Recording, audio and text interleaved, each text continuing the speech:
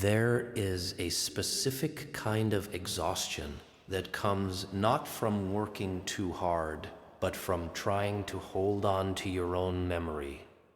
You leave a conversation uncertain of what just happened.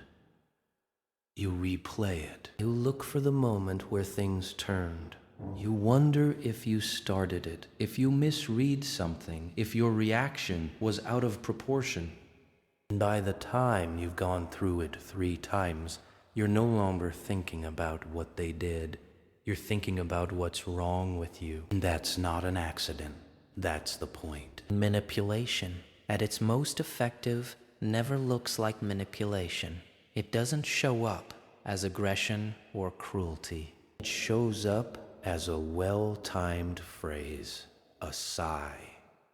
A single sentence delivered with just enough calm to make your rising emotion feel like evidence against you. And it works precisely because the target, the person on the receiving end, is usually someone who cares about getting things right. And for worries about being fair, who is willing to consider that they might be wrong?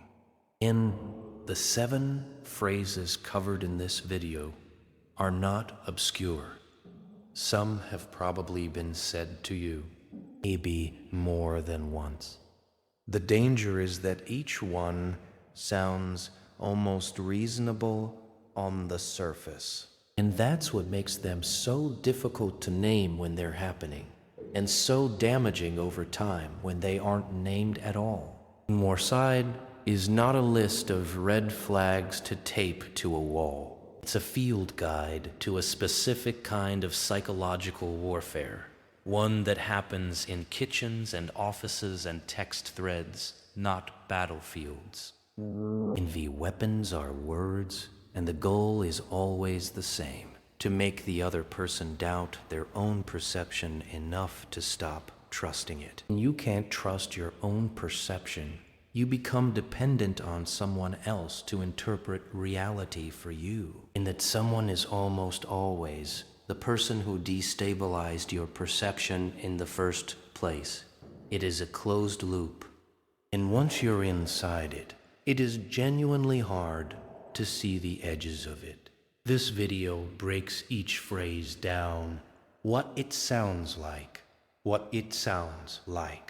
and what it's actually doing underneath the surface, what it costs the person who hears it over months and years, and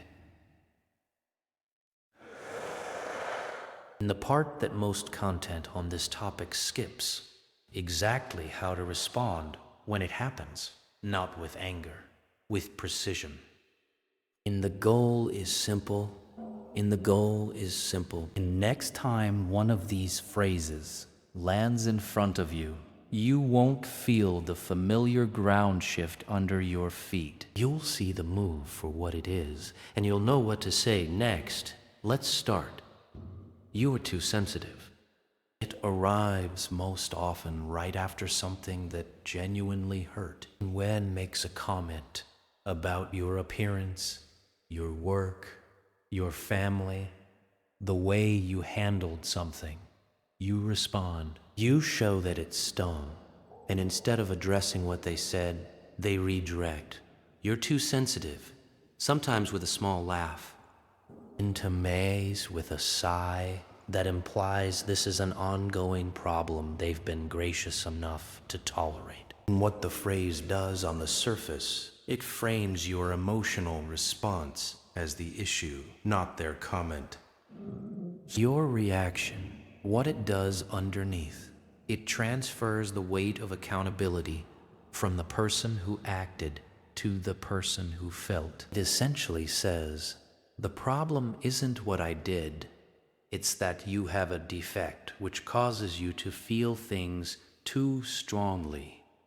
And because it's phrased as concern, even as observation, it creates a moment of genuine self-doubt. You start asking, am I? Is this a pattern? Have other people said this?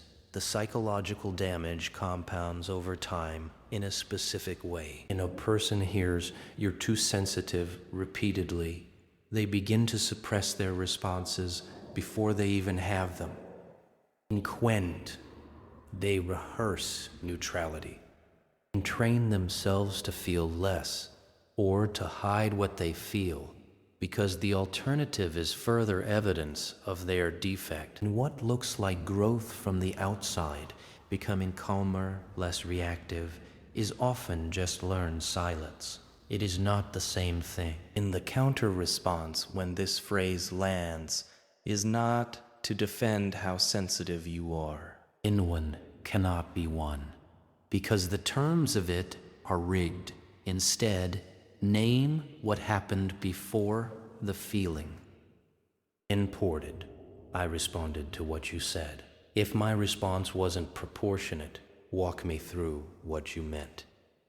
And this does two things. It brings the conversation back to the original action, and it puts the burden of explanation where it belongs, on the person who made the comment in the first place. That never happened. And this one is in a different category entirely. You're too sensitive distorts your emotional response. And Thomas K. attacks the event itself. It's a direct challenge to your memory, not a misunderstanding, and not a different interpretation of something that occurred, but a flat denial that it occurred at all. A clinical term for sustained exposure to this kind of denial is gaslighting, a word that gets used broadly now and is sometimes diluted by overuse. More or less ease, but the original meaning is specific. A deliberate and repeated strategy of making someone question the accuracy of their own memory. And the word comes from a 1944 film in which a husband systematically manipulates his wife into believing she is losing her mind by, among other things, dimming the gas-powered lights in their home and denying it's happening. The reason that never happened is so effective is that memory is genuinely imperfect. Everyone knows this. So when someone denies an event with enough confidence, there is a small and reasonable part of you that considers, maybe I'm wrong, maybe I misremember, and maybe I filled in details that weren't there. What distinguishes honest disagreement from manipulation is the pattern. Honest disagreement sounds like, I remember it differently. I thought we agreed on Thursday, not Tuesday. And manipulation sounds like, that conversation didn't happen. I don't know what you're talking about. And counter-response here requires documentation, not because you need to prove yourself to this person, but because you need to anchor your own reality. Keep a record, not obsessively but consistently dates. What was said, what who. In text messages saved, not deleted. Emails kept. And this serves a dual function. It protects your memory from erosion, and it gives you something to return to when the denial comes. In the moment, the response is, I remember it clearly. We can disagree on that, but I'm not going to pretend I don't remember what I remember. In 2, short, calm, firm on the facts, without escalating into a fight that by design you cannot win through argument alone. I was just joking. And this one has an exit built into it. The phrase works in 2 stages. First, something is said, a criticism wrapped in humor, a contemptuous remark delivered with a smirk, a humiliating observation made in front of others. V target reacts. The second stage activates immediately. I was just joking. Why are you so serious? The brilliance of this construction. Why are you so serious, man? From a manipulation standpoint, is that it gives the speaker plausible deniability in both directions. If the comment lands and the target accepts it, the damage is done. If the target pushes back, the speaker retreats behind the shield of humor, and the target's reaction becomes evidence of their inability to take a joke. In Poor Rock, what makes it particularly insidious is the social demency. In The Hum, humor is how groups bond. To reject someone's joke is to place yourself outside the group, to signal that you're difficult and that you lack the lightness that makes you bearable to be around. The target often chooses not to respond, not because the comment didn't land, because the social cost of responding feels higher than the cost of absorbing it. Over time, this pattern teaches a person to tolerate things they shouldn't. Each absorbed comment lowers the floor. Intolerable 6 months ago feels like something to brush off now. The person may not even notice the floor moving. And your response is to stay with the content of the comment, not the delivery. And whether it was a joke or not, what you said was a specific thing. That's what I'm responding to. And this move refuses to argue about intent, which is unverifiable, and keeps the focus on the actual words spoken. It also communicates without aggression that humor is not an exemption.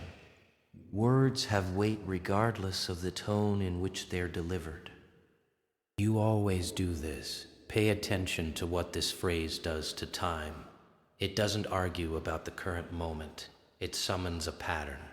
In Quail, suddenly, the conversation is no longer about the specific thing that just happened.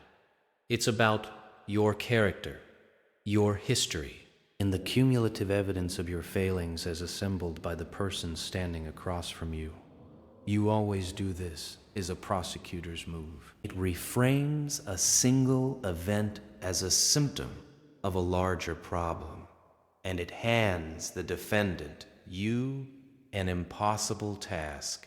You cannot disprove a pattern by addressing only one instance. If you defend yourself successfully on the current event, the implication is that there are others. If you accept the characterization, you've conceded a verdict that was never actually argued. Notice also what the word always does. It is an absolute. It means every single time, with no exceptions, and it is almost never literally true. But challenging the word always sounds defensive and pedantic, so most people don't. And they absorb the totality of the accusation and feel smaller for it. And the deeper psychological damage here is the way it corrupts self-image over time. And someone you trust repeatedly tells you that you always do something, always overreact, always make things about yourself, always find a way to ruin things. You start to see it. And the brain is extraordinarily susceptible to repeated suggestions from people it trusts. This is not weakness. And this is how humans are built. The counter-response is to return the conversation to its actual subject. And let's stay with what just happened. What specifically are you responding to right now? This is not evasion. It's a legitimate demand for specificity. Patterns are only meaningful when grounded in actual instances. If the other person has a real grievance, they should be able to name it. If they can't, if you always do this is all they have, that itself is useful information. You're making things up. This one shares DNA with that never happened, but carries a darker implication. And to grow, that never happened denies an event. You're making things up implies intention. It suggests that you are not confused or misremembering. You are fabricating. You have invented something and are presenting it as real, either because you're delusional or because you're deliberately dishonest. And the effect on the target is different from a simple memory dispute. It introduces shame into the equation. You're not just wrong, you are either crazy or a liar. In Vance, both options are ones the target desperately wants to disprove. So they scramble to justify themselves, to produce evidence, to explain. And in that scramble, they've moved from a position of making a legitimate observation to a pole. Carrier Tam. Scission of defending their basic credibility. This phrase tends to appear in conversations about behavior patterns. I said last week that you don't care about my opinion. You're making that up. You pulled away every time I tried to get close for 2 months. You're making things up. What's being denied isn't just an event. It's the pattern the target has accurately identified, often after considerable reflection and courage. When someone says, "You're making things up," in response to a pattern observation, it is worth sitting with the possibility, not certainty, in the possibility that the pattern threatens them. Accurate observation in relationships can be destabilizing to the person being observed. The denial can be as much about fear as strategy. Input that doesn't make it acceptable. The counter response, "I'm describing what I experienced. I'm open to discussing whether I've interpreted it correctly. But I'm not going to say I'm making it up, because I'm not." And this response holds two things at once: openness to dialogue and refusal to capitulate to characterization. It's a difficult mind to hold, especially under pressure. Practice the words so they're available when you need them. You're imagining things, slightly softer in delivery than you're making things up, and for that reason, often more insidious. Imagining sounds almost compassionate. It suggests that the target is not dishonest, just confused, struggling, perhaps a little unwell. And the speaker isn't accusing you of lying. They're expressing gentle concern about your grip on reality. And this is how the phrase is weaponized in long-term relationships. It doesn't come in the form of a fight. It comes quietly, over dinner, or on a Sunday morning. "I think you might be imagining things." And because it's offered with apparent care, the target often takes it in good faith. "Maybe I am. I've been stressed. I haven't been sleeping well." What if I'm reading into things that aren't there? The effect, sustained over time, is a particular kind of loneliness. And the target stops trusting their own observations. When they notice something, a shift in warmth, an avoidance pattern, a discrepancy between what was said and what was done, they filter it immediately through the question, "Am I imagining this?" And they second guess before they've even fully formed the thought. The other person doesn't need to work hard anymore. And the target has internalized the dismissal and does it to themselves. This is the end game of sustained gaslighting. And not that the target believes every specific denial, but that they have stopped trusting themselves enough to trust anything. In counter response to "you're imagining things," tell me what you think I'm getting wrong. Specifically, walk me through it. Asking for specificity is the most reliable tool against vague dismissal. If the concern is real and the speaker is engaging honestly, they should be able to name what you've misread. If they can't, if the response to "what am I getting wrong" is more deflection, That itself is information. Notice it. And look what you made me do. This is the most direct of the 7 and the most revealing. It is a full transfer of responsibility. It does not pretend to be concerned about your well-being or your perception. It simply relocates the cause of someone else's behavior into you. And whatever they did, raised their voice, broke something, withdrew completely, said something devastating. You made them do it. You are the origin of their action. The mechanism is elementary. If you caused it, they can't be held responsible for it. And accountability dissolves. They are no longer agents who made choices. And they are reactions to you. What this phrase demands implicitly is that you accept a party. Singular theory of their inner world. That theory goes, I am someone who would not behave this way if not for you. More, the version of me that existed before you entered the room is stable, reasonable, in control. It is only when you appear that things break down. Over time, a target who hears this phrase repeatedly begins to shape their behavior around preventing the explosion rather than examining the pattern. And they monitor their words, they manage their tone, they adjust their needs, they make themselves smaller, and not because they believe they're to blame, but because the consequences of being blamed are high and the reward for silence is temporary peace.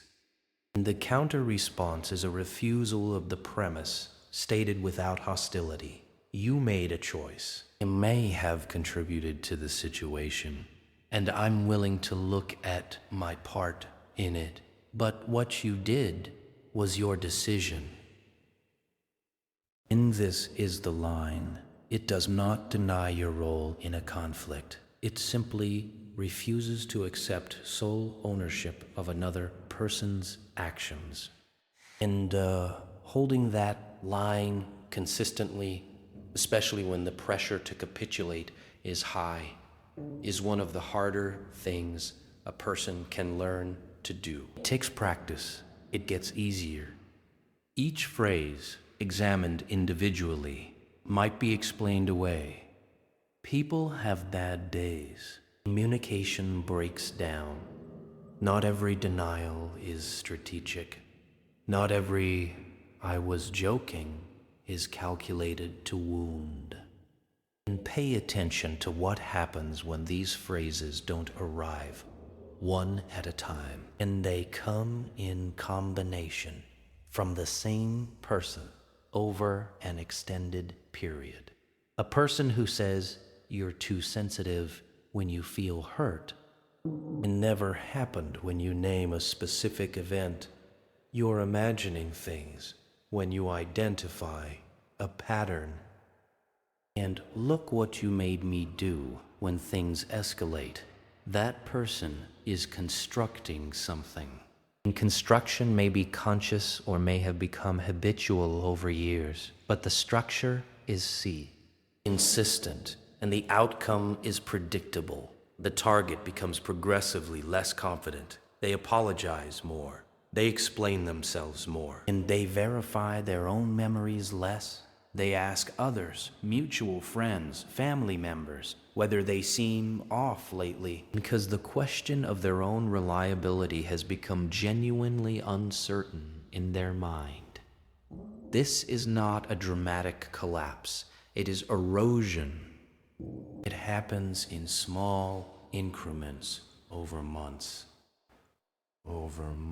And by the time the person notices something is wrong, they often can't point to when it started, because it started so quietly and moved so slowly. Naming the pattern is the first break in it, and not to the person deploying the phrases. That conversation is rarely productive, and in some cases, is actively dangerous. Pullage together, but naming it to yourself, writing it down, and saying it clearly in your own mind or to someone you trust outside the relationship. The pattern exists. You did not invent it. Your discomfort is a signal, and signals are worth listening to. At their core, all 7 phrases share one function, and they redirect attention away from the speaker's behavior and toward the target's perception. In different ways, arguments against your senses, against your senses, against your memory, against your emotional responses, against your reading of events. And the goal is not conflict. Conflict would require the speaker to defend a position, and the goal is disorientation. A disoriented person does not mount a coherent challenge. A disoriented person apologizes, accommodates, and turns. Understanding this is the thing that changes everything. When you hear one of these phrases and recognize what it's doing, not just that it feels wrong, but why it works, you stop being disoriented and feel something closer to clarity. And clarity in these situations is not comfortable. It is, but it is accurate. And accurate is where you need to be. There is in Viktor Frankl's Man's Search for Meaning, in which he describes the moment a person realizes that their inner life and coalesce together, their capacity to choose their response cannot be taken from them, no matter what is done to the rest of them. He wrote it in the context of something far beyond the scope of this conversation, but the principle has always applied to smaller theaters. And the specific violation of manipulation is that it attempts to take that inner life. It doesn't come with chains. It comes with carefully chosen words that make you doubt what you know. Over time, if the words do their work, you stop knowing what you know. You start waiting to be told. The 7 phrases in this video are not arbitrary, not the full list. Manipulation is inventive and adapts to whoever is deploying it. But they represent 7 distinct moves aimed at the same target, your confidence in your own perception. And this is what's worth carrying forward from this video. Not a checklist of bad phrases to memorize, not a set of arguments to win, but a reorientation toward your own experience as a source of reliable information. Your discomfort is not evidence of defect. Your memory does not require external validation before it counts as real. Your emotional responses, even the ones that arrive at inconvenient moments and in disproportionate sizes, are trying to tell you something. And the question is whether you're willing to listen to them before someone else convinces you not to. People who recover from sustained manipulation, and many do fully, not recover because they win an argument with the person who is doing it. God, they recover because they return to themselves. They rebuild the habit of trusting what they see, what they feel, and what they remember. And they stop asking for permission to believe their own experience. That is not a dramatic transformation. It is as a quiet, persistent choice made over and over, often in the middle of conversations that are trying to convince them otherwise. Start there. If anything in this video named something you've been trying to name for a while. In comment below with which of the 7 phrases you've encountered most often? It's a question worth thinking about, and you might find that others in the comments have more to say about it than you'd expect. If this kind of content helps you, subscribe. More is coming.